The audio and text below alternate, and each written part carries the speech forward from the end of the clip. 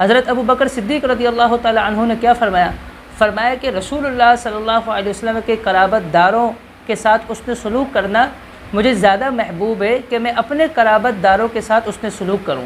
اور اسی طرح ایک مرتبہ ابو بکر صدیق رضی اللہ تعالی عنہ نے فرمایا تھا کہ تم جو ہے اہل بیت کا خیال کرو محمد رسول اللہ صلی اللہ علیہ وسلم کی وجہ سے۔ اور اسی طرح ایک مرتبہ حضرت علی رضی اللہ تعالی عنہ نے اپنے بیٹے حسن رضی اللہ عنہ کو اٹھائے رکھا تھا، تو حضرت ابو بکر صدیق رضی اللہ تعالی عنہ تشریف لے کر آئے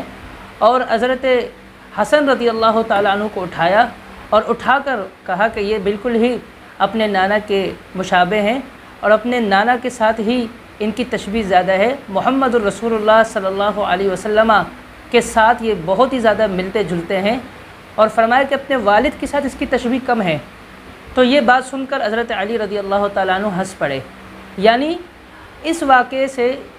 اس بات کا آپ خوب اندازہ لگا سکتے ہیں کہ حضرت علی، حضرت حسن رضی اللہ تعالیٰ عنہ اور اسی طرح حضرت ابو بکر صدیق رضی اللہ عنہ وہ ایک دوسرے سے کس طرح محبت کرنے والے تھے۔